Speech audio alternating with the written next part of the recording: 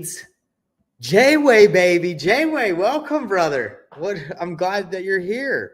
Good to have you here, man. Please, I'd love your critiques. I'd love your critiques on this. Is going to help you in your business too. We got Marta from Charlotte. Awesome. Good to have you. Love wholesaling. Jordan Wayburn loves wholesaling. Oh man, what a blessing. What an amazing thing. I love that you love it because I love it too. And we're going to be helping some people out today to crush it because that is the goal. And we're getting some good people in here. What's up, everybody? Like I said, as you're coming in, let me know where you're watching from because I do deals all over the country. I live in Canada now, but I do deals all over the United States, work with my clients, work with students, work with people I network with. So if I know where you're at, we can connect and other people can connect with you too. It's important not only that I know where you're at, but everybody else knows because this is a community. This isn't just about me. This is about you guys succeeding. So we got some Atlanta, Colorado. Awesome. I freaking love it, man. Michael, Los Angeles. I hope you're doing good over there in Los Angeles. I've heard some things that on the news that Los Angeles is going through quite a bit right now. So let's all say, keep that Los Angeles in our prayers. Hope Los Angeles is doing okay. Yeah, hope you guys are doing all right over there. Okay. Let me see if there's anything else before we get started. I'm going to go turn on my light really quick because I got a light over there, my neon sign, and I like it being on. So let me go turn it on real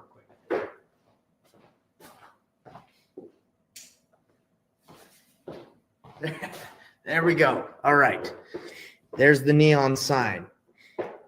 Pablo saying, love LA, love LA, love it. Okay.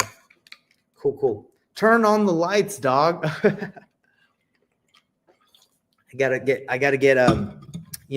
my drink in because I'm gonna be flowing. Guys are gonna be talking a lot, so I don't wanna be parched. Okay.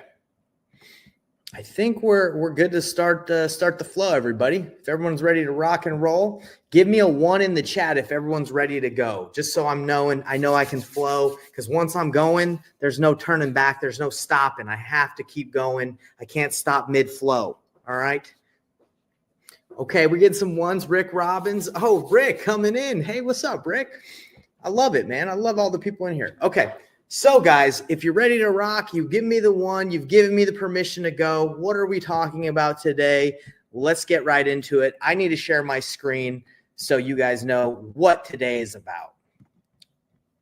Okay. All right. I think everybody can see the screen. Am I right or am I wrong? Give me a 1 again. On fire and scary. Okay, we got some people. Let's see. Okay. All right. Everyone can see the screen. Well, there's no need to delay. Let's freaking go into it. Guys, what are we going to be talking about today? Today, we're going to be talking about how to stop wasting time on bad leads. It happens in wholesaling. It happens in Jordan Wayburn. He is here. He has his own insurance agency. It happens in insurance agencies. It happens everywhere. Guys, I'm going to show you guys the exact way, the ultimate seller lead filter checklist. You're going to get it. It's a lead magnet. It's something I'm giving to you guys. It's a bonus. You're getting it all at the end of the presentation. So I'm glad you're on here. If you guys can, just comment filter if you're ready to work smarter and disqualify the bad leads. That's all I need you to do is just say filter. And what I'm going to do is Jackie, my virtual assistant, is going to go through here and she's going to read all the comments and she's going to send you guys the bonus. That's what I'm trying to say. The bonus, the checklist that I'm going to be going over today. So we're going to be hooking you guys up. Super excited about that. But that's what we're going into today. And guys, as you can see, I'm asking you to participate a lot because for me, I feed off of your feedback. If I don't see a lot of engagement, if I don't hear from you guys, I don't know if you're sleeping. I don't know if you're listening or not. So I'm going to ask you some stuff like through this presentation to engage, just so I know that you're with me. Okay, awesome. So let's get right into it. There's no reason to delay. Let's go. So if you're here, you probably know a little bit about me, but if you don't, I'm going to be really quick and explain who I am. If you're wondering, who is this guy? Who is this guy, Nathan Payne? Well, this year, 2025, guys, I'm going by the new name, Professor Payne. Why? because I'm here to teach you everything you need to know so you don't have to go anywhere else to learn about wholesaling, about real estate, about getting in and getting your first deal, your next deal scaling. That's me. I'm here to that's my goal. Give you everything to make wholesaling simple. I've done over $1 million in wholesale fees. I help wholesalers close 2 to 3 deals a month. That's my goal. And I'm the founder of Painless Flipping, which is an apprenticeship that works with people hands-on to help them do deals. Okay. That's a little bit of who I am. And why do I have all these checks? Just to show you that I'm not just some guy that did one deal and is like, hey, let me teach it. Because that's happening a lot. Influencers are coming all over the place. If you guys are tired of influencers, let me know. I'm tired of it, but I'm letting you know I'm legit. And if you don't think I'm legit, let's hop on a call and let's talk about it. Okay. Because I'd love to talk to you guys. All right. I got my degree in business management. Okay. I got it in entrepreneurship. I wanted to be a teacher my whole life, but I decided to go the other route of business because it aligned more with my financial goals, but got my degree just to let you guys know I'm a little bit educated, a tiny bit, nothing too crazy. All right. And I love teaching. If I could have gone back and been a teacher, would have done it. But now my passion, what I'm able to do is align real estate, what I like doing, and teaching what I love doing, and I do it together, okay? I've been able to align that. My goal is to, as Professor Payne, make wholesaling simple. That's it. It can be complicated. We're making it simple here, folks. We're not going to make it too difficult for you. And I love helping people succeed. I love seeing people do checks. And these aren't all people that are clients of mine. These are people I just have sometimes given advice to. I've just helped. I just love it. It's fun to see people progress and grow. So the fact that you guys are here with me right now, it pumps me up because this is what I love to do. I love to help people improve in their businesses and in their lives. Okay. So guys, we're going to be talking about why today winning fast and losing fast matters in this business. Why do you guys need to stop, not waste your time with bad leads? Is because time is the most important resource we ever have. It's amazing. It's the best thing that you could ever have. If you came to me and said, hey, Nate, I'll give you $1 million, but you only have till tomorrow to live, you have one more day, I wouldn't accept the $1 million, of course, right? Because I care about life more. Time is what we want. So if we're wasting time with bad leads, we need to stop that, right? We need to filter people fast. And that's what we're going to be talking about today. If any of you have wasted time with leads like I have, comment in the chat and just be like, hey, yeah, I've wasted a lot of time with leads. It's okay. And if you haven't even talked to anyone yet, that's okay too. You're eventually going to get to that point where you might be wasting time with leads. So we're going to be going over that today. What are we going to be talking about? How to disqualify quickly. Okay. Yeah, we got Hector saying wasted a lot of time with leads. Yeah, I totally get that, man. So we're going to be talking about how to disqualify quickly and focus on quality. Yes, indeed. I love it. Stop wasting time with unmotivated sellers, guys. We can quickly find out if a seller's motivated or not. We don't have to try and pull it out of them. We can find out with some questions I'm going to be giving you in the filter framework. Okay, focus on those who are ready and willing to work. Avoid chasing bad leads. We're not going to be messing with bad leads, guys. And pro tip is winning fast and losing fast ensures that you spend more time on deals that matter. Okay, because we don't have all the time, I was going to say all the time of the day, but of course, basically, I don't know if you guys feel like this, but I'll work and then I'll look at the clock. It'll be 9. I'll look up again. It'll be 1. And then it's just going by so fast. I don't know if you guys feel like that at work or if you feel like it's super slow, but for me, it goes by really fast. And I feel like I don't have enough time to get what I need to get done. So it's all about getting rid of the opportunities that are wasting your time. And I wouldn't even say opportunities. I would say the ones that are just not going to go anywhere. Is this for agent outreach, MLS as well? This is for everybody, Earl. Earl's asking, hey, does this help? Yes, you can ask these type of questions, whether it's a wholesaler. The framework is what you can use, okay? The questions might be a little different. This is direct to seller. Today's presentation is more about direct to seller, but you can still ask these good questions to real estate agents to find out, hey, is the seller that you're listing the property with, are they motivated to sell to a cash buyer, or do they want to just wait and get top dollar? So yes, you can use this framework. All right. Hope that answers your question. So everybody, because I'm Professor Payne and I want you guys to get the most out of this lesson, I'm going to ask you guys all to right now go get out a physical a piece of paper and a pen, okay? Because I used to write everything down on my phone and on my computer and stuff. And I know where you guys are on your computer, your phones. But if you want to get the most out of this, get out a piece of paper and a pen. Why do I ask you to do that? Is because when you write things down, it helps you remember it better. That's just how it is. I used to, again, on the phone, computer all the time. Now I write down everything as I'm taking notes, as I'm reading. I'm internalizing that ish. Okay. You internalize it. So guys, I know I've already seen some people are saying they're ready. It's amazing that you're already ready. If you're already ready with your notes, are you really ready that fast? Dominic and Zena, I already had it out. Well, there you go. Everybody give a round of applause to the people who already got their pens and their papers out. Okay. I always got my pen and paper handy. Look, check this out. I got this at Walmart for 25 cents. Can you guys see that? Look, I got my binder, printed it off. I love writing. All right. I always take notes. I love it. Everybody's note takers out here. I love you guys just taking them notes. Love to hear it. Love to see it. Okay. Let's go. Let's get to the next slide, everybody. So, why does it matter to win fast, lose fast? A lot of you that are on here, and I'm just assuming anyone that will ever watch this, a lot of us feel like it's leads is our problem. Like we're like, oh, I just need more leads. I need more leads. I need more leads.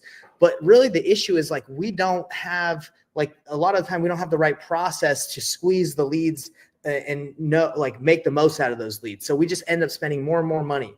For me, I had that problem. My story is I thought I needed more leads was the answer. So I went nationwide. I did pay-per-click. I spent over like $200,000 in ad spend over a course of like a year or two. And I was producing leads after leads. But the problem was that the more leads I had, I was just spending more and more time with, I wouldn't say garbage, but wasting time, right? Like I thought I was doing deals, but again, not having the right filtering process and asking the right questions, it was just causing me to waste more time. So that's why what I'm talking about today is so important, is you have to be able to filter leads or you're just going to waste a lot of your time. You got to focus on the best opportunities and stop wasting your time, and filtering fast is the key to success. Let me know. I'm curious. And did anybody else go nationwide that's watching this was like, hey, let me go get more leads. Let me focus on more leads because that's the problem.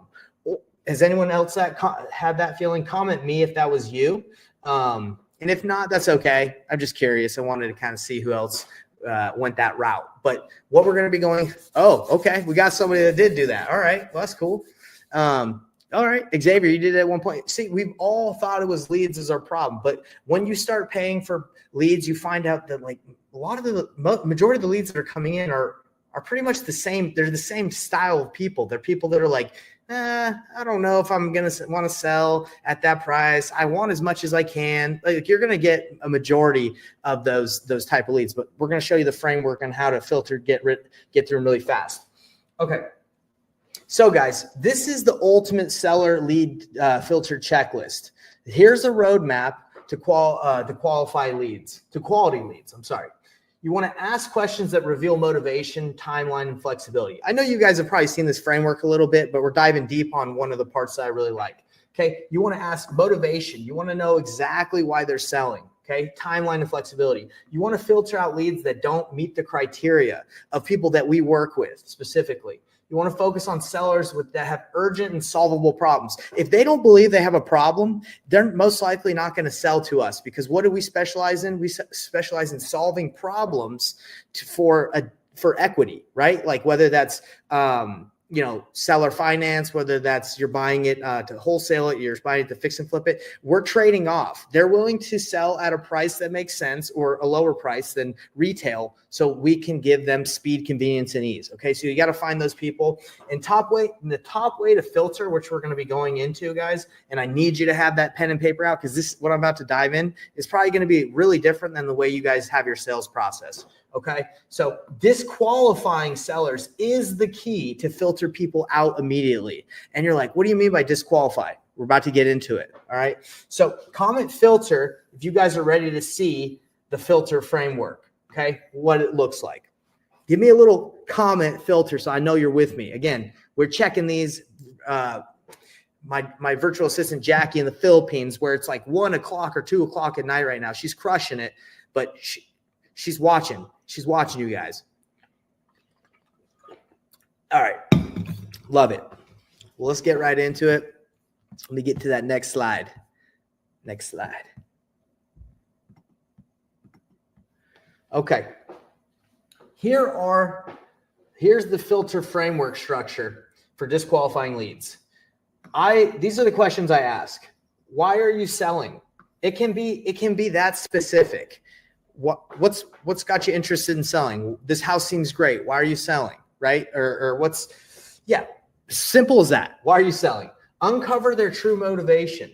Is it foreclosure? Is it divorce? Is it inherited property? Are they just looking to see what they could sell their house for? Are they downsizing? Now, the issue, and that's why we're going to be getting into disqualification, is when you ask this question, how many of you guys get sellers that don't give you that much information? They're holding it tight to the chest. They're like, I'm not giving you more information. I just want to sell. I've had that happen many, many times where they're just like, I'm like, well, what's got you interested in selling? I just want to sell. And you're like, okay. But I'm going to give, that's the kryptonite of that question. It's like, I'm just want to sell. Give me your offer, right? Like if they just shut you right down. I'm going to show you the best way to destroy that. And you won't have that kryptonite towards you guys. All right. What options have you considered? I love that question because instead of going into your spiel, you ask them questions that get them to talk to find out what they've already tried to discover in their process of selling. That we're going to be diving into this process really deep today because again, when you disqualify, you want to talk about the options they've already explored. What's your timeline? Now, let me tell you, that is a direct indicator of someone you can work with. If they're like, hey, I need to sell like fast, the listing on the MLS is not fast. It can be sometimes, but I have a property that I put on the MLS like 5 months ago and it still hasn't sold. Am I motivated? Not enough to take a low price. So it's just sitting there. But like if they're like, hey, I have to sell like in a month, selling on the MLS is not really an option. So if they want to list it with an agent, when you talk to them about that option, as I show you later, like that's a direct indicator that's someone that you can work with. Okay. Timeline. All right. Gauge urgency. Are they motivated? Do they want to sell quick and they want a solution fast? What's the property condition? The unfortunate part about property condition is it's not always the best determining factor if someone's motivated because someone can have a really bad beaten up house and they could just be like, well, whatever, I'm cool with living in this house. That's why driving for dollars and looking for bad houses is okay to like build a list, but it doesn't always mean that those people want to sell because maybe they're okay with a broken window or tall grass. Maybe they don't care. Okay. So it is helpful to understand, if someone wants to sell, but not always. And I know you guys have probably seen that too. You're like, wait, what? I just drove by your house. Are you sure you don't want to sell? Like if you do any driving for dollars, you don't say to people, but I know you're thinking it. Okay. The price is difficult too, because I've talked to probably like 50% of the people I've talked to, like always wanted way more than they eventually took. No one's going to shoot themselves in the foot. Like immediately when you're talking to them, be like, yeah, I'll take a low ball offer. They're going to give you Zillow. They're going to give you Redfin. They're going to say, I want as much as I can want. And it's justifiable. It makes sense. Yeah. I want as much as I can get too. But you look at why, and you look at the options they've explored and what they're willing to explore, their timeline. And then you're like, hey, honestly, let's not even focus on the price they want because they got some things that are going to cause them to want to sell or need to sell to someone like us. Let's just keep this conversation going because I've identified that this is someone that I can work with. Is everyone kind of vibing what I'm saying? Like, I know I'm going a little fast, but I'm saying like understanding and asking these key questions allows you to understand if this is someone you can work with. And if all the answers to these questions are like, I don't need to sell, I'm thinking about it, I've explored every option and I don't know, I'm just talking to you because you called me. Like that's not gonna be someone we can work with. We need to be able to work with people that will communicate with us. And if someone's just like cuts to the chase and like, dude, give me your offer. And you're like, well, hey, obviously you're asking me this because you probably talked to a lot of people before and you just want to cut to the chase. Like, what offer do you want? And if they're like right in the money, then maybe that person is like someone you should just go ahead and do that. But most people aren't just going to like give you a low offer and it's just that easy. And we've had some low hanging fruit. I'm sure we've all like talked to sellers where it just makes sense and it's like an easy deal, but not all the time. And I'm assuming some of you that are watching this are like, I've never had that. I've never had someone just hand me a property and I make like a ton of money. It's probably happened to some, but it's far and few between. Okay. So guys, right here, comment 1 for me if you've used these questions in seller conversations before. These are like the basic pillar questions, the 4 pillars, right? Like timeline, speed, timeline, price, motivation, condition. Okay, we've all pretty much used these, but what makes it different today, what I'm going to teach you guys, is this process of presenting options to sellers. Okay, this is something that I've had to learn, and I didn't know how to do this until I had to practice. I actually paid me and my business partner at the time, like a couple years ago, we paid for a course by these like really good sales guys. Franklin Covey. I don't know if you guys have ever read any of those books, like the 7 Habits of Highly Effective People. And then you got Habits, like DVD I got from one of their books. These guys teach you the best way to sell, like where it's like open and honest, and it's not like a pressure sale. It's more of just like a collaboration and a consultation. It's just like I'm going to show you what it's like. Okay. You guys are going to understand by the end of this how it works. Okay. So presenting other options and being the consultant. When I talk to sellers, guys, I do not go in there and like, I'm the main buyer, accept my offer. And if you don't accept it, then like, I'm gonna move on and buy another house. I don't do it like that.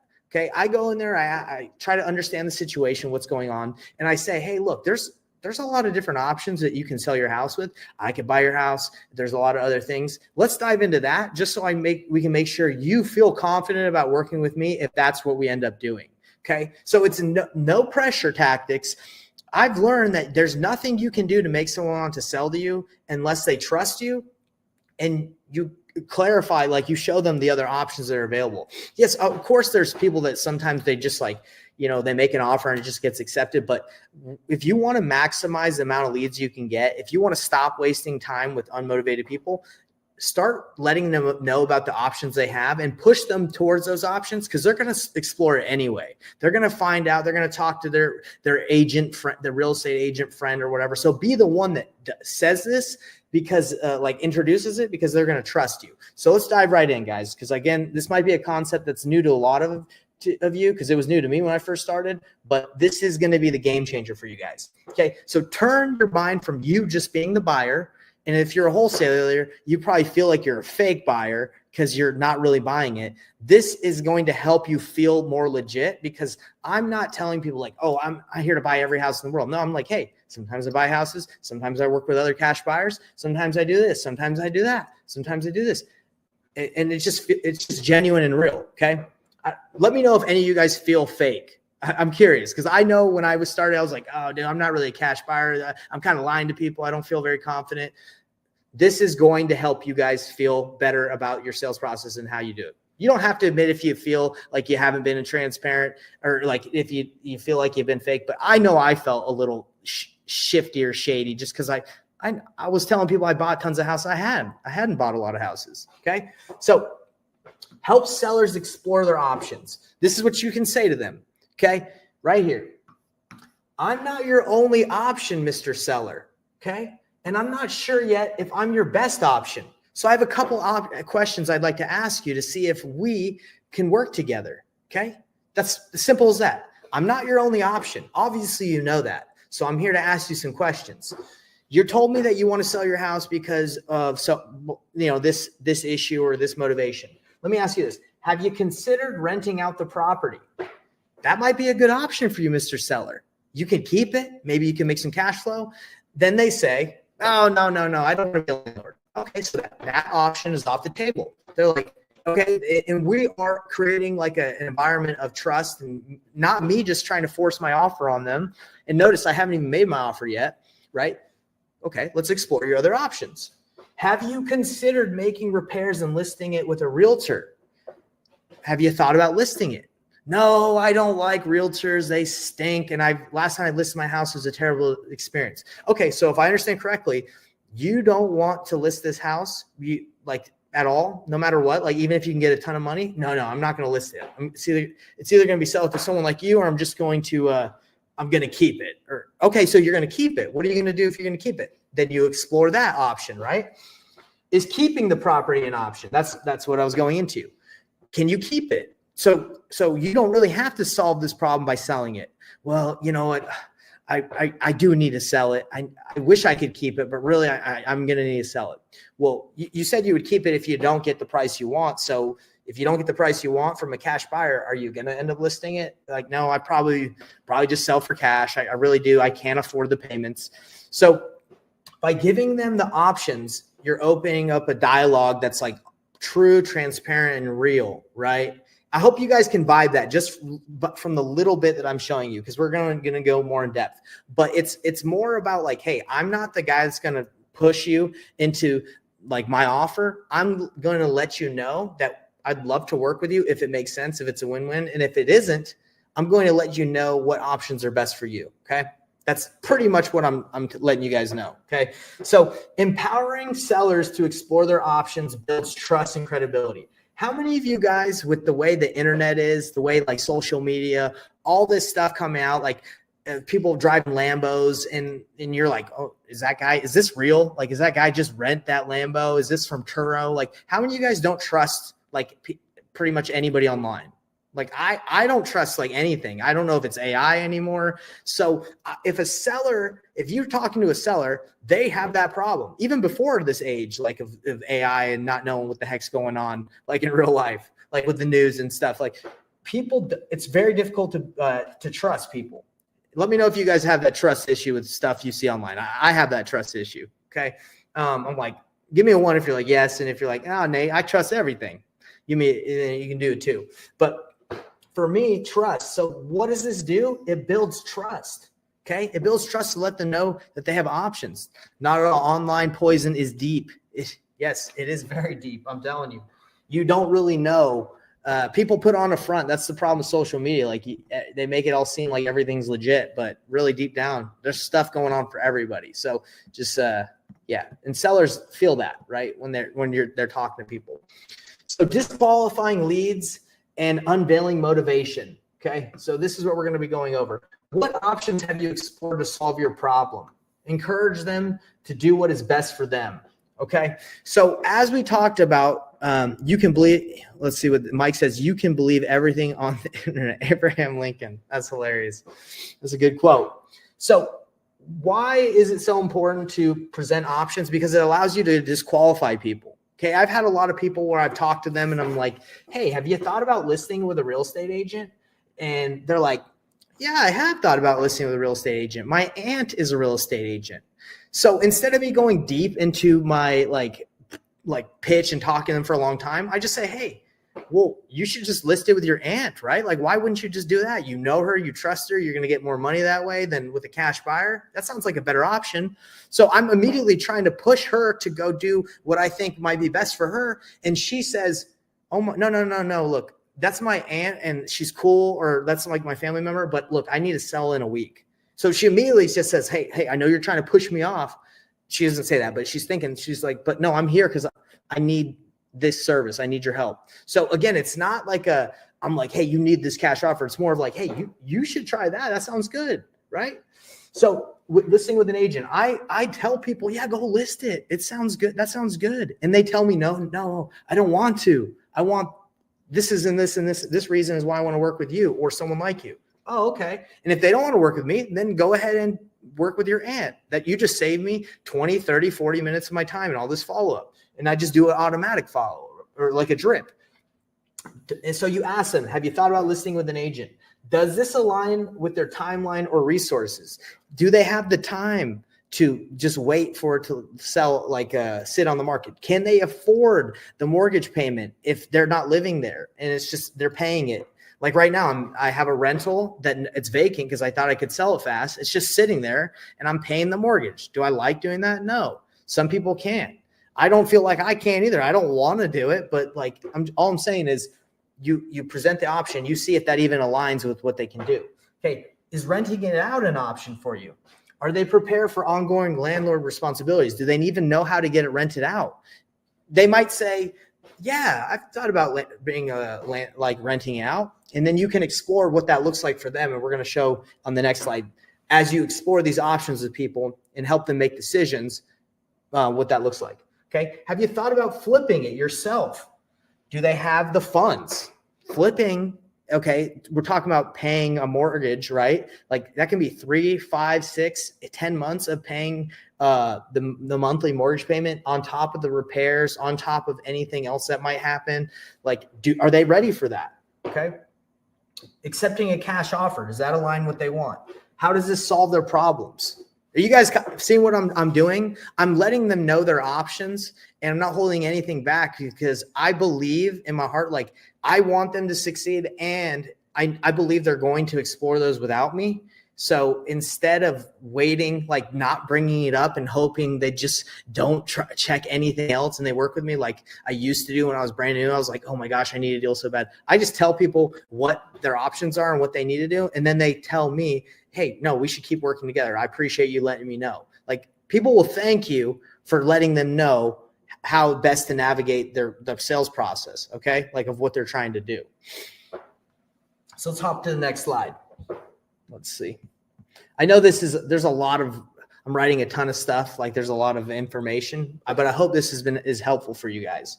So why this works, and it's my favorite part of the process. So I want to explain to you guys, like out of the whole sales process, I just like talking to people about their options, and I like seeing what they've explored because they give me everything I need to know. They give me the info. So like, for example, if you're talking to someone and you're like, hey, what's got you interested in selling? And they're like, I want to sell. And then I take them through these questions, like, have you explored this? Have you explored this? They just automatically start talking more, right? Because I'm asking them and I'm listening. You see that? The ear, that's what you're doing. You're like, hey, tell me a little bit more. Tell me a little bit more, right? You're here to listen. And as you listen, you gather more data, more information to know, is this someone I can win fast with? Or do I need to lose fast and just get them out of the pipeline? This is going to enable you guys.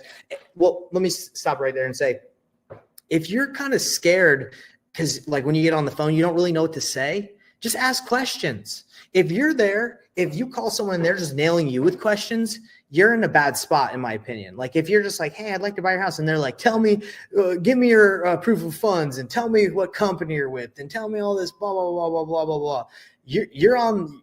You've lost, buddy, in my opinion, if they're just out the ones demanding the questions. No, you got to go in there and you got to take charge and say, hey, I just have a couple questions for you to see if we'd be able to work together, either if I can buy your house or I can point you in the right direction. You have 10 minutes to talk. Yes, I do. Great. First question. I'd like to find out a little bit more about why you're selling. I'm selling because I'm selling. Okay. Well, you've obviously explored a couple different options to sell your house. Before I talk about what I can do for you, I want to know what you've done so I can make a great offer for you. Let me ask you some questions because I might not be the best option for you. What options have you explored? Have you done this? Boom, boom, boom, boom, boom. And then you're just getting them talking. Okay. It makes your job easier. They talk and you listen. It builds rapport. Sellers feel heard and and valued when you acknowledge their choices. Oh, you talked to a couple real estate agents? Good for you. That's such an awesome job. A lot of people don't even do that. How was your experience? Did you like the real estate agents? Yeah, that was really fun. Okay, great. Are you going to go with them? I don't know. Okay, well, let's explore maybe some other stuff. Validated. Right there, Dennis, agreed. It creates transparency. When you go in, you're like, hey, I'm the cash buyer and I can give you this. Like, and you make an offer and they don't accept it, you're pretty much shot. Like the conversation's over. And if you like to operate that way, that's fine if you like that, but I'm in the business of converting as many leads into deals, as possible by identifying what they need and there's like the problem they have and finding a solution. And it's not always wholesaling. It can be creative financing. It can be novation. It can be BRRRR method. It can be, there's so many different options. So if you're just like, oh, I'm just making low cash offers and I'm just hoping they work out, you're passing up on deals all the time. I work with people all the time where a cash offer doesn't work, but you can still monetize it. Okay. All right. So it creates transparency. Being upfront about their option shows integrity. You guys, I know everybody in here wants to have integrity. They want to feel good about what they do. When I first started wholesaling, I didn't want to tell people I was wholesaling because I thought it was shady. I was like, oh man, I'm stealing people's houses. Why would anyone want to sell at a discount? Guys, we solve problems. We help people. 2 weeks ago, Carl, one of the clients I work with, he stopped someone from losing their house on the day of auction. How insane is that?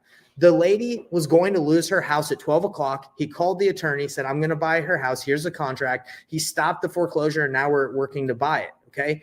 She was going to walk away with $0 and lose her house. We stopped that, and now we're able to get her some money and make some money on our side and give her time to move out. That's what we do. We're not here taking people's properties. We're solving problems and helping them, right? It unveils real motivation. As sellers discuss other options, their urgency and pain points become clearer. They might tell you, oh, I don't need to sell, but you ask them, have you thought about listing it? Well, I really can't because then the truth comes out. I can't because I don't have the time. Well, what do you mean by that? You don't have the time. Well, this is the thing. Okay, then they get more into it. Strengthens your offer. When you listen, when you know what their problem is and how you can solve it, your offer is better than everyone else's. Oh, you're telling me that you need help moving because like you got a family and it's like living with you too, and you got a bunch of stuff, right? That's why you don't want to list it. You don't want to list it because with a real estate agent, because you're worried about everyone walking and seeing, unfortunately, your home that's really cluttered and dirty. I get that. Would you need help moving? Okay. Or would you need help, staying in the home, maybe after close, doing a post-possession so you can get your stuff out? Boom. So your offer just became better than just the person who calls and is like, hey, I can give you $120,000 versus mine is like, I can give you $121,000 or $119,000, but I'll move you. So in all reality, like I'm going to make your life easier. Okay. Strengthens your offer. And it helps you avoid yellow lights. If you guys don't remember the training where I did yellow lights, it's basically things that will derail your deal. Like someone saying in a conversation, oh, thanks for calling me. I'm actually about to talk to my real estate agent friend about selling the house, about potentially working with him. Like that's a yellow light. Like you slow down for that. You don't just speed up and you're like, oh, okay, you're going to talk to your real estate agent friend. Well, hey, tell me a little bit about the condition of the house and I'll make you my offer. No, because they just told you, hey, they're not sure if they're ready to go forward. So I stop that conversation. I say, well, okay, I'm a little concerned. You have a friend that's a real estate agent. That's a better option for you if you're looking to make more money because, I'm an investor. I need to buy it at a price that makes sense. Is that something that you prefer doing? Yeah, honestly, yeah. Okay, well, hey, how about this? Go talk to your real estate agent friend, see if that's something you really want to do, and I'd love to talk to you after you talk to him. When are you going to talk to him? Oh, tonight. Okay, let's talk tomorrow. Let me just follow up, okay? So for me, I slow down for things, and you find out these things by exploring the options, okay? So I hope you guys are vibing all this, and I'm assuming some of you are like, yo, am I going to lose the deal from letting people know their options? That's how I used to feel when I first started. I was like, no, man, if I tell them they can list it, if I tell them they can fix it up or keep it as rental, I'm not going to get this deal. That's not true. That's not how it works, guys. That's a big NO. When you let people know their options, they trust you and they want to work with you more. They want to consult you more. This is the fastest way to build trust. And trust, as we talked about with the internet, not knowing what's real or not, that's what helps you build that trust. If you don't explore it with them, they're going to eventually do it themselves. They're going to talk to somebody, or you're going to sign a contract with them and to buy their house. And then they're going to find out that they could have gotten way more money if they listed it or did something else. And then they're going to ghost you. How many times have you guys been ghosted by a seller? Type a 1 in the chat if you've been ghosted by a seller. Or I was going to relate this to dating, like if you've been ghosted by a girl, but that I don't know. I can't really relate that with this. Maybe I could if I took some time, but yes, if you've been ghosted, put a 1 in the chat. Oh, look, D Sparks, love it. Oh man, don't worry, D, we got this recorded, so you're good. Okay, so 1. Awesome. Yeah, I've been ghosted, but does that make sense for everybody that's watching? The reason why a lot of times you get ghosted is because you didn't do well at slowing down for the yellow lights. You didn't do well at saying, oh my gosh, okay, hold on. Let's talk about what you just said. And you just go past it and they end up doing it, like finding out anyway that there's better options out there. Do you guys agree with that? Like, let me know if you agree or you disagree. Like that, I would say that is the main reason why you get ghosted, is because you do not slow down and stop that for the yellow lights and to discuss their other options. That's my opinion on why you get ghosted. Another reason is because they don't trust you. So a lot of people ask me, how do you file affidavit and memorandums? Like, how do you protect your contract?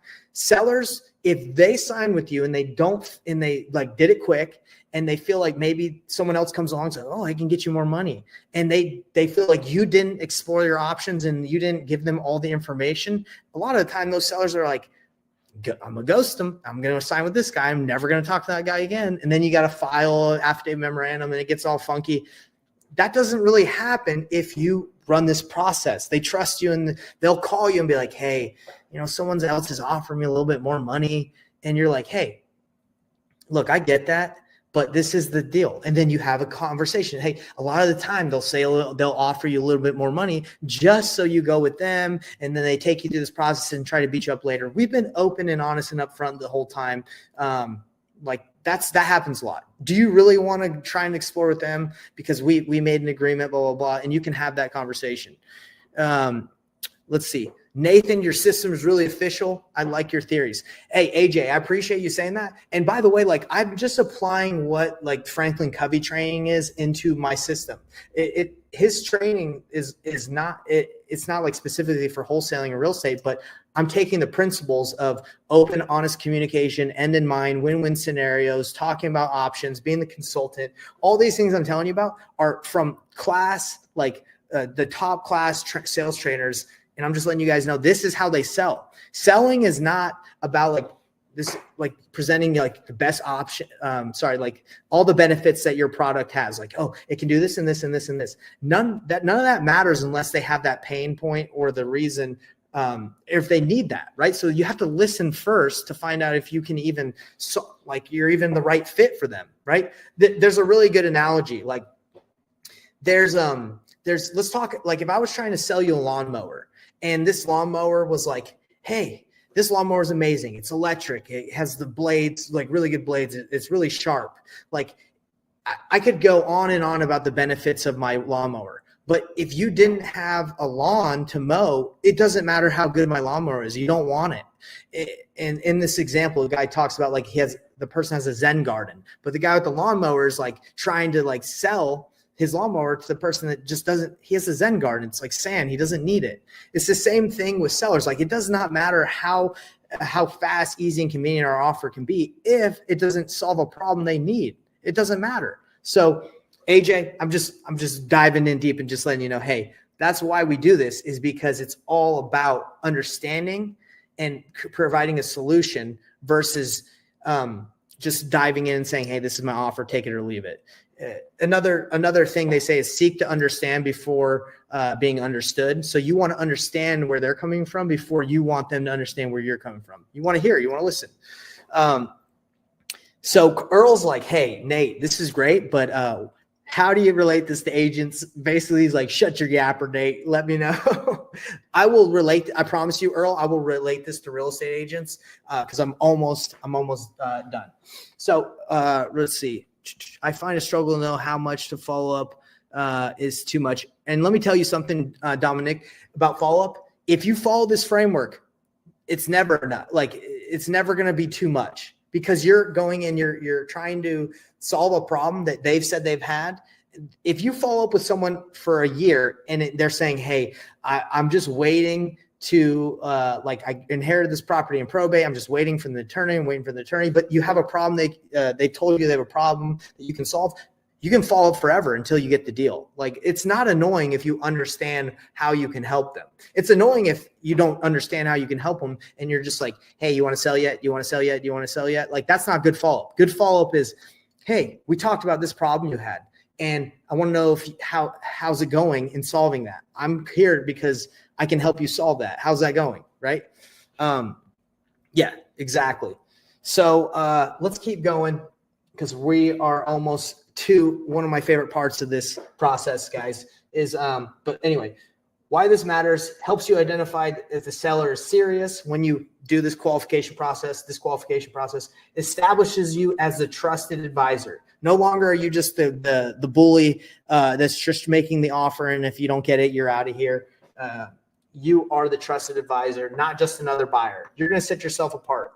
Insight on this, guys, is sellers who've considered multiple options are often closer to making a decision. So if you talk to someone who's like, I've talked to 10 wholesalers or 10 cash buyers. I've talked to a real estate agent. I decided I didn't want to do that. I decided I didn't want to flip it. And you find all that out, then you know they're ready to make a decision, like pretty dang close. So you could say, hey, you've talked to all these people. What's holding you back from making a decision today? Well, no, I just haven't got the offer I wanted.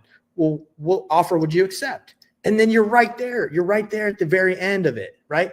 So a lot of the offers that like come from pay-per-click, a lot of people like pay-per-click because they're like, people are intentionally like filling out a form and they're ready to make the decision. This process works. It doesn't matter what part of the sales process they're in.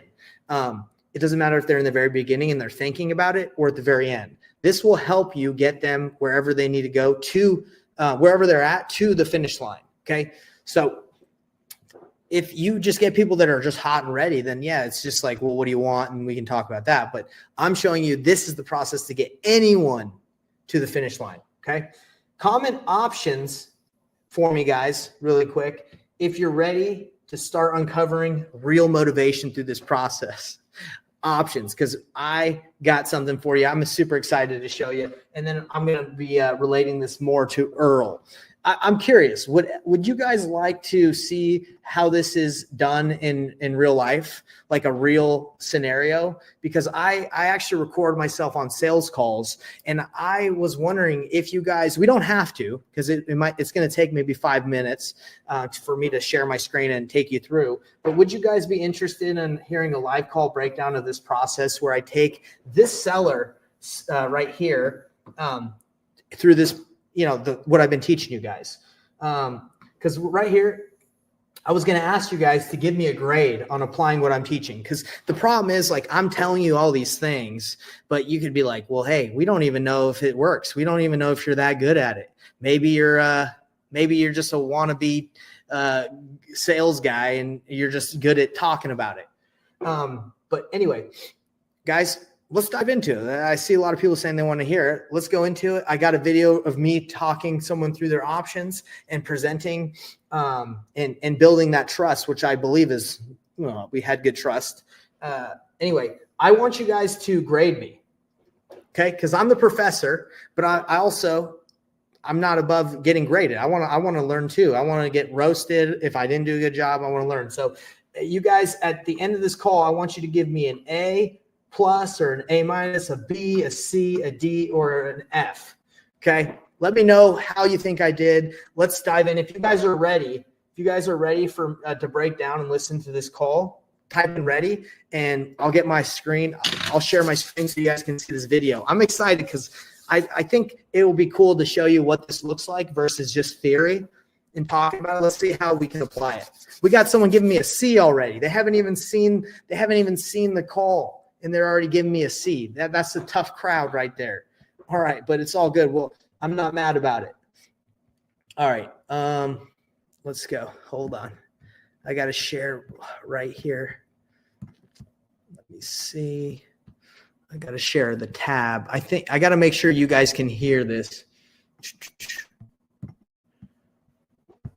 Okay, so Jiu-Jitsu mind. All right. I'm gonna need your guys' feedback because I'm not 100% sure if you'll be able to hear this. So do me a favor, and as I press play, just let me know if you can hear the audio. All right. Well, it's nice meeting you. I like to do Zoom calls. Can you guys hear that? And if you don't mind, I do record these just Give me a for one training if you can purposes hear it. and in case you need the recording of what we go over. Is that Okay, so you cannot hear it. Okay. All right, so I need to figure out how to share it so you guys can hear the audio. Give me 1 second.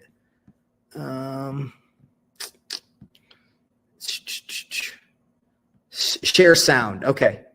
It looks like I can share the sound. Mono, stereo, height. Okay, let's see.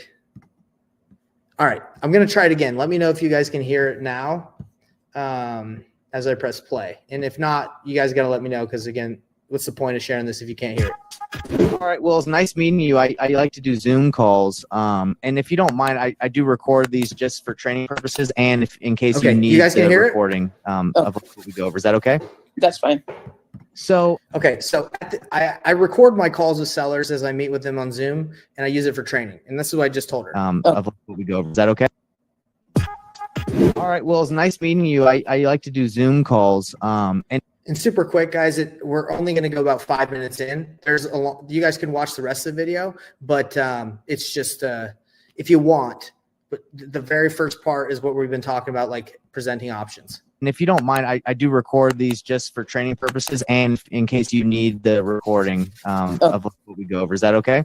That's fine. So I'm looking at the notes and it looks like you had spoken to, is it Ricky? I believe so. Okay. And, forgive me, I usually go kind of over the same thing just to make sure I understand the situation. But it looks like Ricky wrote here that, let's see, that your house, is it currently listed on the MLS right now? No. No? Okay. No, that's not, I guess I'm just looking at a link of the house. Yeah. So tell me a little bit about the situation while I kind of look over things and make sure I understand what's going on. So it's my husband's parents' house, and they, his dad passed in 2020, Okay. and then his mom passed unexpectedly last December. So we left it to him. Okay. So he wants to sell it. Okay. It's just, too much. We're here in Utah. It's there in Ashton. So it's just, not something that we go there often enough. So yeah. I get that. Okay. So have you, what option, I like to usually ask what options people have explored to sell their homes. So I kind of understand like what to check off, what not. Have you considered listing with a real estate agent? We considered that. But I need to, do, probably some painting and all that stuff. Okay. But and then I was just interested in the, like you hear it all the time, we'll buy your house. Right. Cash offer. Just get it done. Okay. Yeah. Yeah. So you're saying that the property itself, it might need some work on it. So you really don't want to have to hassle with, fixing Yeah. it. I mean, it's going to need, we actually had a realtor come in. We haven't signed anything with him, just to meet him. And he was saying, needs paint, which it does. Okay. Especially the bathroom and the rooms. There's new flooring in it. So, but yeah, I mean, it does need some painting in the house. Okay. So I'm just going to be taking some notes. So you say it needs some painting. Is there anything else that it needs? Any other updates? I mean, it has the original wood, the cabinets. The cabinets are nice. But probably it has the same countertops from when it was built. I mean, it's all in good condition. So it's good condition, but it's just outdated. Yeah. And unfortunately, when you list the house on the MLS or like with a real estate agent, people are looking for that, the modern look, Yeah. in order to get as much as you can. Did the agent kind of tell you, what he would list it for if you painted it and fixed it up a little bit? He said, well, this was even before he even came to look at it. He was telling me we could list it for at least $240, $250. $240, $250. And that's before he went and looked at it? Yeah.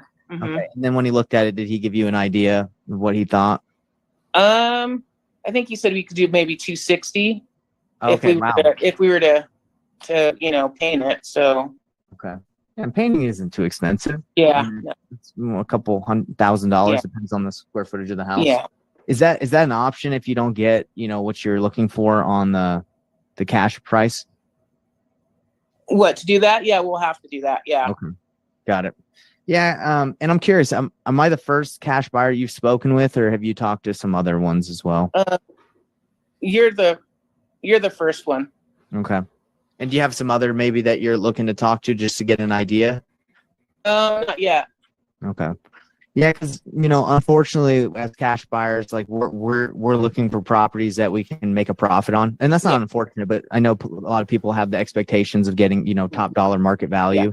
and we buy properties to get put some money in and then make a profit. So do you I know you probably discussed this with your husband. Do you have an idea of what, if you could just get it done, in a couple, we could close in a couple weeks, no problem, you don't have to paint it. Do you have an idea of what you'd be asking for? If we could, probably like at least 230 out of it. 230 out of it? Yeah. Well, basically what I do is I look at what the comparables in the area are to see what houses are selling for. Yeah. And, I kind of work back, like, okay, how much repairs would it be and how would I be able to make some money? So I kind of do that with you, just kind of so you can have. So we don't have to get too much more in there. I basically do a screen share and kind of educate her on the fact that she wants way too much money for the property. That was pretty much what I did. What I do on calls is I basically, like, if I'm meeting with people, I just kind of let them know if their expectations are realistic, and after exploring the options that they've had. So, guys in the chat, let me know. Give me your honest feedback. Do you give that an A? Do you give that a B? Do you give that a C? Do you give that a D? Do you give that an F? Do you think that's even worth it? Do you feel like I got good information from the seller without having to? I didn't have to talk that much. I just asked questions, right? I just said, hey, have you done this and this and this? So from that, I was able to, I believe, find out, hey, is this someone I can work with or not? She's open to selling for quickly, but she's also willing to paint it, and she's not just going to give it away. Okay, so that's like, I get that. So it's, for me, it was not a very, from like what I saw, it wasn't like a dire situation that they like have to sell, or like they're in, a tough spot. Right. So, like out of all the deals that I've done, like usually you're able to find out situations that like are a little bit more.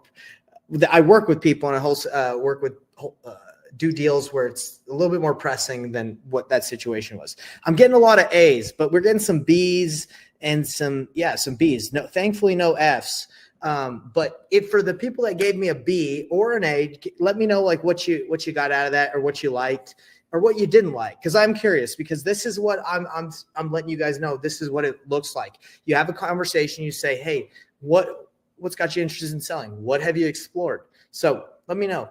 Type it in, guys, because I love to learn from you, and I think we can all learn. I think we can all learn from each other. We can do this. Okay, we got never seen anyone actually on Zoom with a client. Never seen anyone go through comps and etc. on the call. Nerves seen. Never seen anyone go through the whole process on the phone or a Zoom with a customer.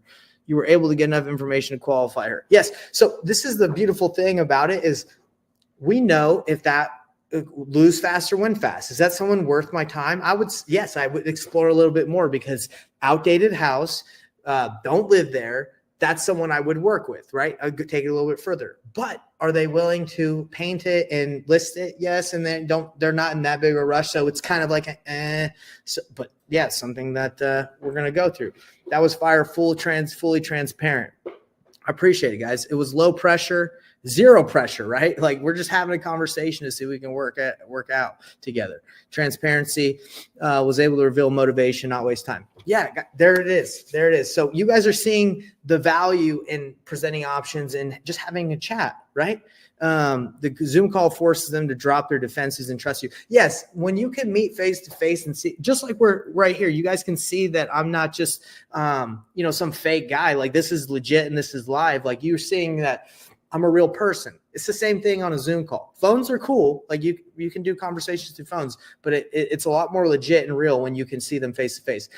And I'm virtual. So if people are like, hey, can you come see my house? I'm like, hey, look, I live in Canada. I can't go see your house, but we can meet on Zoom. Oh, there's nothing to hide. I don't live in America right now. Right. But I still do deals and I still buy houses and I still work in the United States. So again, there's nothing to be, scared about, or like, for example, are you wholesaling my house? I don't know if I'm going to wholesale your house or not. I might work with some cash buyers or not. It's like, there's no reason to be like not transparent about it. I might fix it up. I might flip it myself. I might work with some cash buyers in the area, but no matter what, if we agree on a price, that's what you're going to get. Simple as that. Right. Yes, we got repetitiveness right here. All right. I appreciate you guys all, participating on that, and I appreciate your grades. So we're pretty much almost done. We're almost done. So let me just wrap this up for you guys. Really what I'm trying to tell you guys is you want to focus on truly helping the seller. That's what we're here to do. We're not here, we're here to help them, enable them to make decisions that benefit them, and it's a win-win. Okay. If it doesn't benefit them, then we don't want to work with them, right? Like, we don't want to make $1 million if it puts someone on the streets and they're like, they have no option.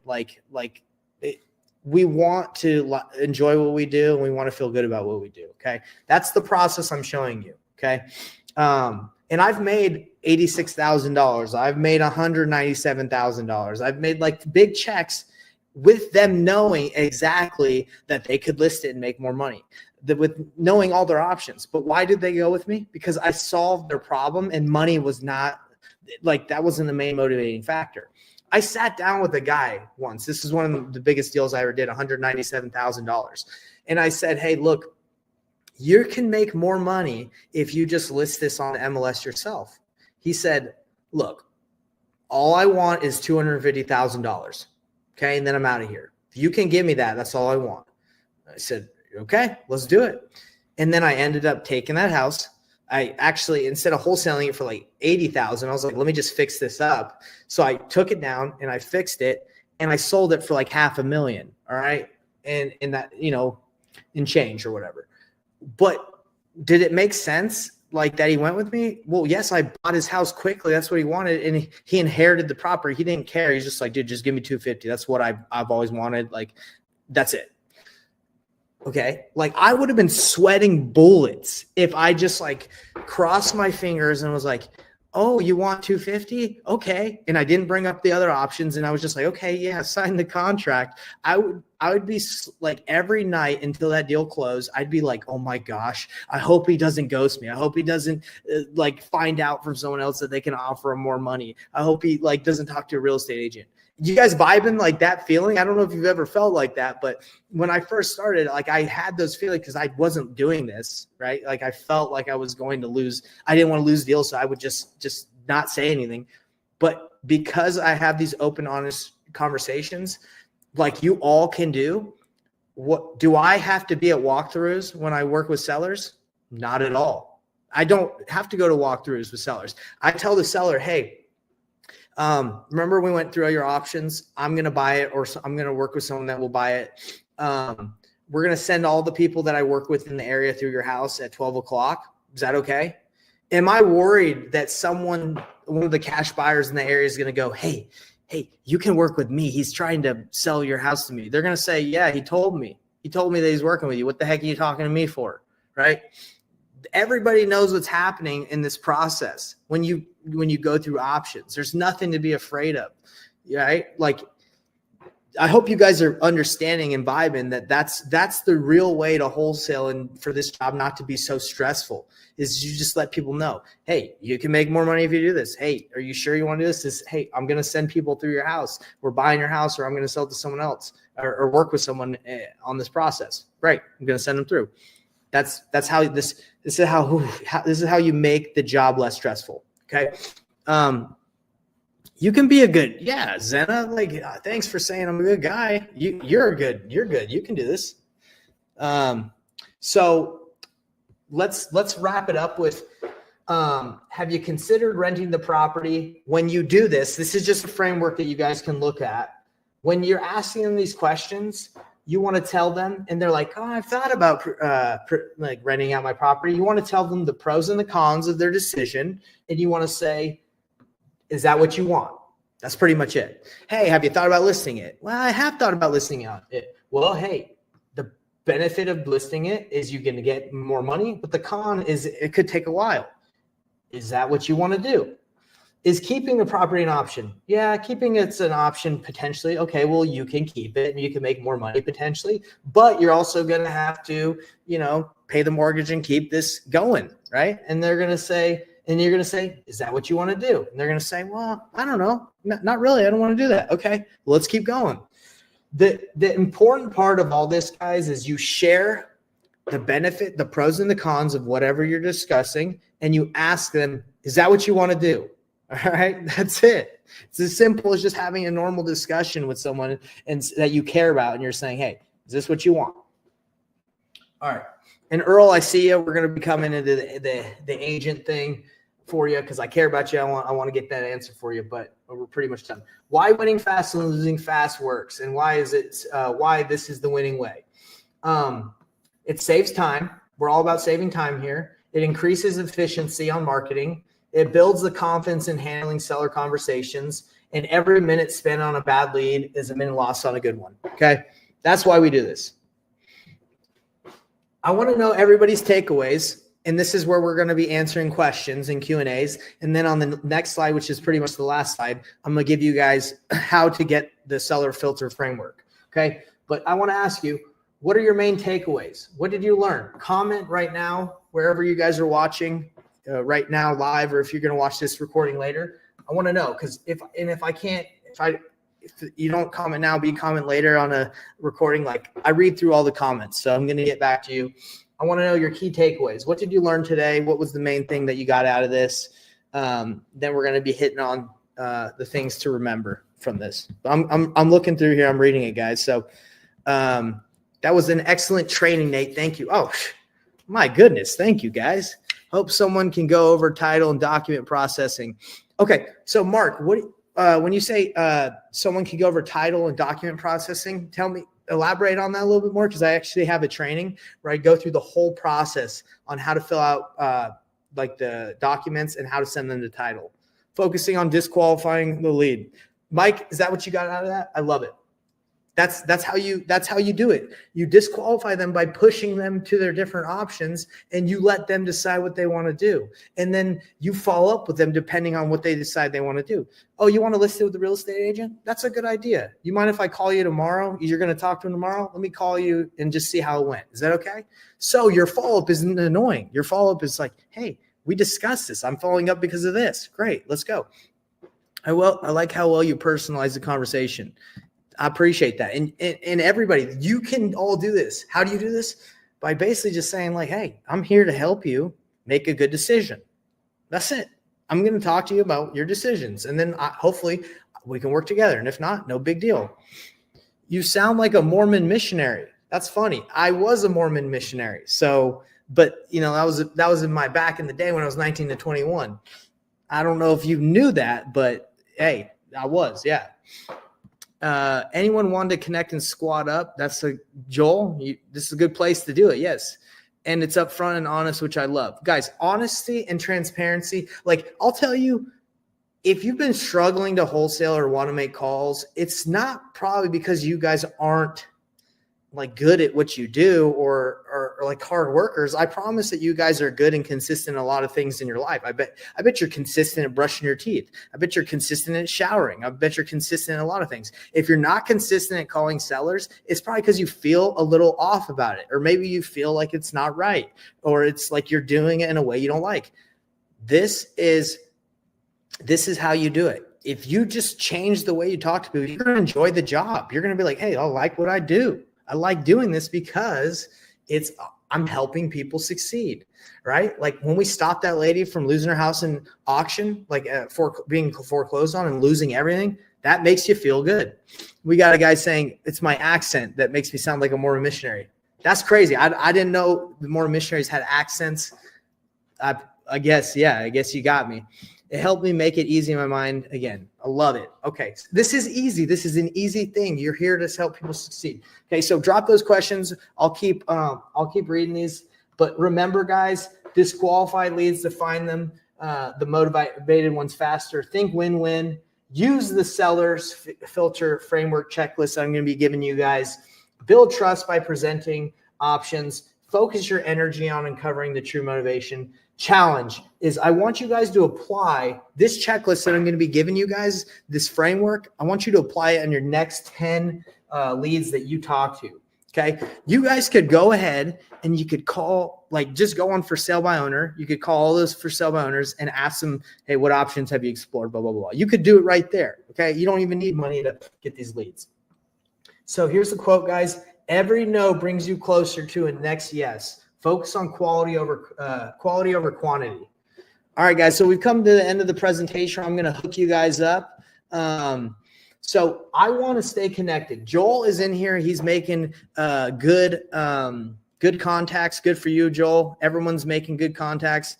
Mark's asking, where's the video? I'm going to send it to you right here, Mark, right after I show this last slide.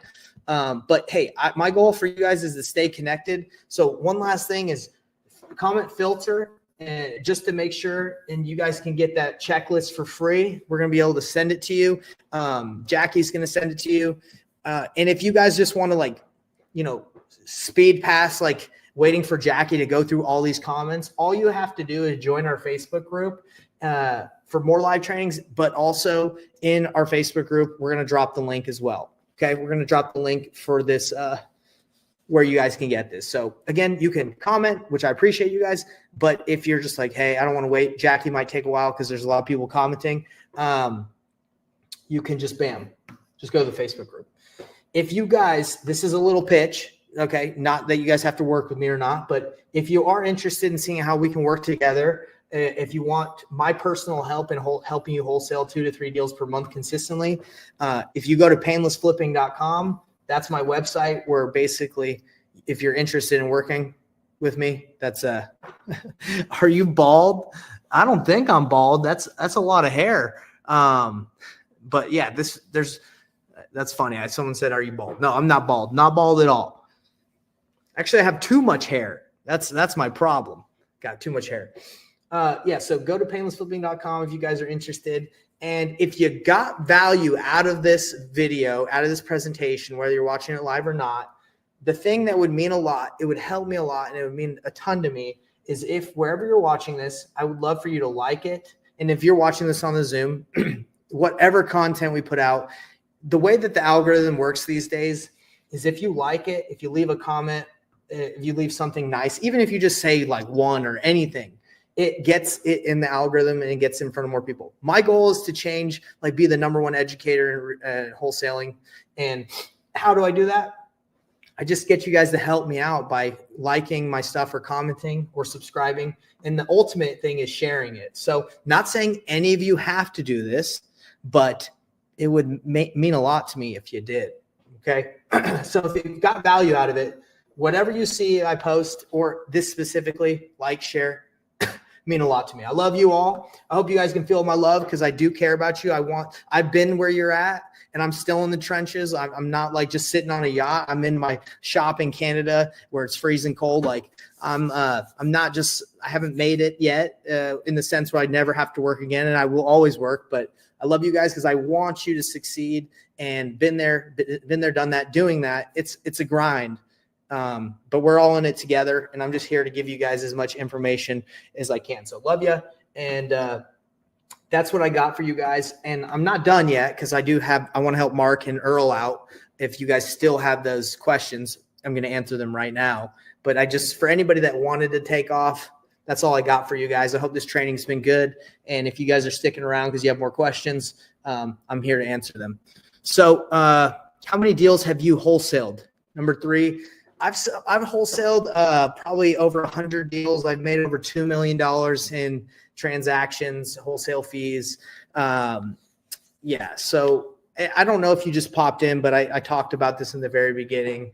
And right now my focus is teaching and helping people. I still do deals, but that's not my main bread and butter. I care more about teaching and helping and impacting more than just running my wholesaling business. I used to have a giant one where we were doing 7 to 10 deals a month.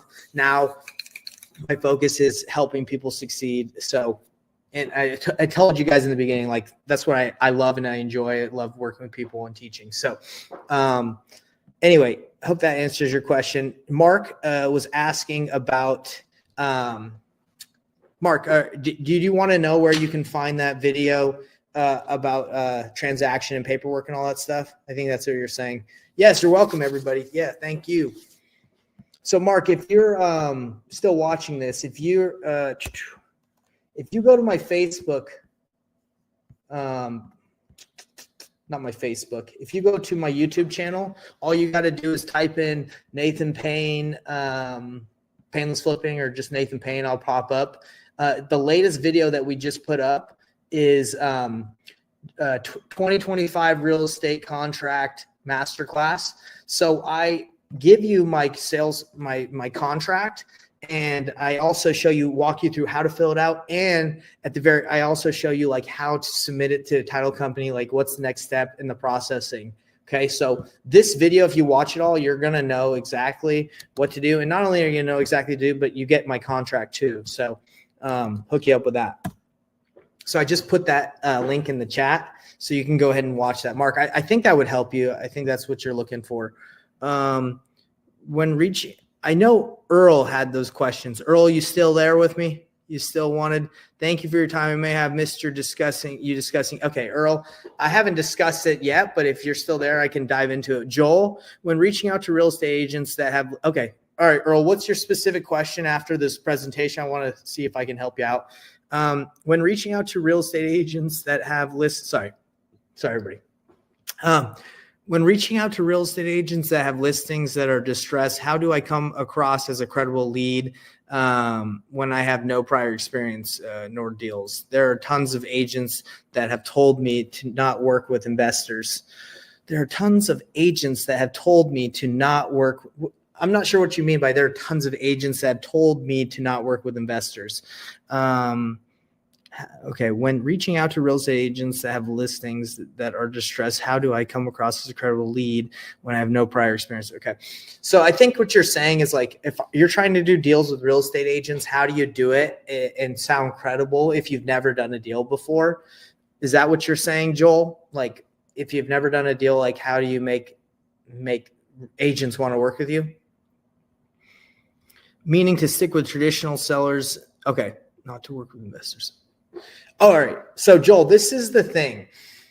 When working with a real estate agent and trying to play it off like you are credible when like you're like not credible, like that you have experience when you're not, like it's just going to come out like immediately. Right. So you have to just be, again, honest and transparent with where you're at. So you're going to call a real estate agent and you're going to say, hey, look, my name's Joel. I'm new to the area or I'm new to investing, but I'm looking to look for a property that I can fix and flip or I can work. Yeah, I'm looking for a property that on my next project or whatever, like my next fix and flip. Would this be a good opportunity? Like, so you're immediately just kind of letting them know where you're at. Like I'm newer. And if they're like, you're a wholesaler, be like, well, no, I've never wholesaled before, especially if you haven't. Right. And if you're like, well, yeah, like, that's the tough part about like working with real estate agents is they're very like they can be pretty hard to work with like if they're coming at you aggressively like that. So if someone's like, are you a wholesaler? What I would say is I've wholesaled before. That's not necessarily what I'm going to do with this property. If it makes sense, I could potentially do that, but I'm just looking to see if this would be an opportunity that I could work with. Is that okay? Does that work for you? No, I don't want to work with wholesalers. Well, look, I'm not necessarily saying I'm going to wholesale this. It might be an option. It might be something I do, but like I'm just here to see if this would be an opportunity that would make sense. And I also, when I do deals on the MLS, I line myself with cash buyers because like I don't like making offers on the MLS unless I know it's a deal. So I teach people what's painless flipping, where that's essentially like before making an offer, like that you don't know is legit or not, I get a cash buyer to kind of back me up on that. I teach that a lot on my YouTube channel and in like obviously my program, but I don't know how people really are successful in the MLS. Like with agents, unless they're able to just be transparent and leverage cash buyers, or else you're just making lowball offers that probably won't get accepted. And if they do get accepted, you're like not sure if you can do it, right? Like most agents, I don't think are going to just like let you like sign an agreement with you unless like you seem like you're legit. Like that's what they're like experts in their industry, or at least should be. So they're going to like probe and make sure you're good. And if you're like, don't feel confident, then it's going to be hard to make the offer. So again, Like if I'm looking at a property on the MLS that looks distressed, I call the agent and I say, hey, look, I'm calling to see if, this might be a good opportunity for a fix and flip. Can you tell me a little bit more about it? Or is the seller not really open to selling to someone like me, right? Are they looking to just sell to someone that's going to live in the house? And I ask more questions about the situation. Not all the agents will give you that information, but that's just how I operate. Nathan Valley also on our YouTube channel has a ton of good videos on how to do the strategy that we're talking about. He actually has like a 30-day challenge. If you guys want to, if any of you guys are interested in how, actually instead of saying if any of you, let me just ask you straight up, who's interested in learning how the process of what I'm talking about applies to real estate agents? Like if you guys are, I can show you right now where to go, but I want to see who's interested. Okay. This is for dealing with real estate agents. Okay. All right. Let's see. Okay. A lot of you guys are interested in this. Yes, I have 3 to 5 cash buyers I trust and active. Okay, Joel, you're doing good. Okay. So what I'm about to show you guys is Nathan Valley and me. We did a 30-day challenge. We said, okay, we have no money. We're going to go to a brand new market. We have no buyers. We're going to show you guys that our process of what I just showed you here, it works. Okay. You don't need money. You can do it. You just have to do it the transparent, like painless way that I'm showing you.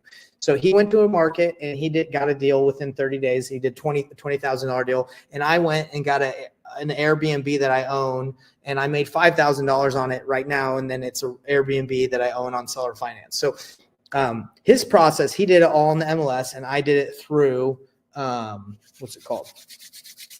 I did it through like Facebook groups and stuff and networking. Jamil Damji. Oh, I don't know what that means, Gary Johnson, but cool. All right. So all you guys got to go. Wish I could finish your class. It was really good. Oh, dude, thank you so much, Marta. So this is where you go. If any of you guys are still on here, and you're like, Nate, where the heck how do I learn to work with real estate agents? So this is the 30-day challenge that Nathan Valley did. Okay. This is a course that we used to charge people for. But we just put it in our Facebook group for free to help you guys out. So if you go right here to the guide section, okay, if you guys are following along, you can see my screen still. There's the 90-day action plan. You can skip. It's good to go through that, but you can skip that. If you go all the way, like this one teaches you how to pick your market, okay, and the next video the next training shows you how to find deals on the MLS with real estate agents. And the next one, so actually this is it. Yeah, finding deals, how to find a deal, how to find deals on market, how to negotiate deals. So this shows you how to work with real estate agents right here on Guide 4. If you go here to bonus, the 30-day challenge, if you click on that, it will give you Nathan Valley's 30-day challenge for free, where it's 30 days of him going live for 30 days. You don't have to watch all of it, but it will show you how he is negotiating and talking with real estate agents and leveraging cash buyers to help make it offers for him. Okay. So I know it might seem like a lot, guys, but like that I'm giving you the answer just right here. It's the 30-day challenge is in here. Okay. You just have to go through it. This guy is giving it away. Holy moly. Yeah, that's correct, guys. Cause this is the way I see it. I do have a coaching program. It's an apprenticeship, but I can't work with everybody. I wish I could, but I can't. So for everyone else, if I can have a little part of be in your journey to help you succeed, amazing. I'd love to do that. And then you just give me a nice review or just say I helped you out, or you help me out by just letting people know that I'm doing this for people. That's a win for me. Okay. So here it is, 30-day challenge. You guys got it right here. You can see right here, bonus 30-day challenge. You just click here. If you go to the Facebook group, and we will send you the playlist of all the videos. Okay. I've paid 5 with Brent and 7 with Jamil. Are you saying 5 like 1,000 and 7,000? Is that what you mean? Like paid money? Oh yeah. Whew. Hey man, I understand. Just like I guess that's just how it is. I like Brent Daniels. He's cool, but I get that there's that's just how it is. You know, people spend that money. Owner of Astro Flipping does agent outreach to Military franchise all over the United States. Cool. I love it. All right, guys. Well, that was hopefully that answered Earl. Hopefully that answered your question. I know Joel, you asked that question. How do you talk to this? How do you make it work? Bam. You just go to the Facebook group, everybody, and it's under guide section 4. You have trainings that are free trainings on how to do this and a complete breakdown of how to do the whole thing through his 30-day challenge. Let's see. Thank you. Yes, of course. All right, guys. Well, again, thank you for the invite. No, of course, I do this training every week, guys. And if any of you are like, man, this is good, we got all of it is in the Facebook group. Like everything comes out in the Facebook group or YouTube video. You guys can see it, okay, on our YouTube or Facebook.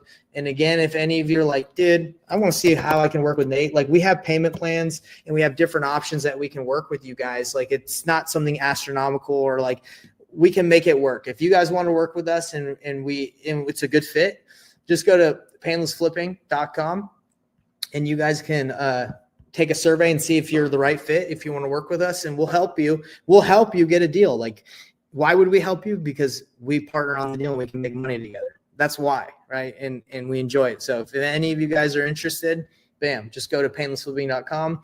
Love to work with you. And I'll send that link in here. But if you guys are like, I'm not interested in joining anything, totally cool. We'll see you guys on next week's training. We have them every week for free. Peace out, everybody. Have a good one. I'll leave this up just for a little bit, the stream, just so you guys can leave any more questions, and I'll read them later. But catch you guys later. I hope you guys have a great day. I appreciate everyone on here. Thanks.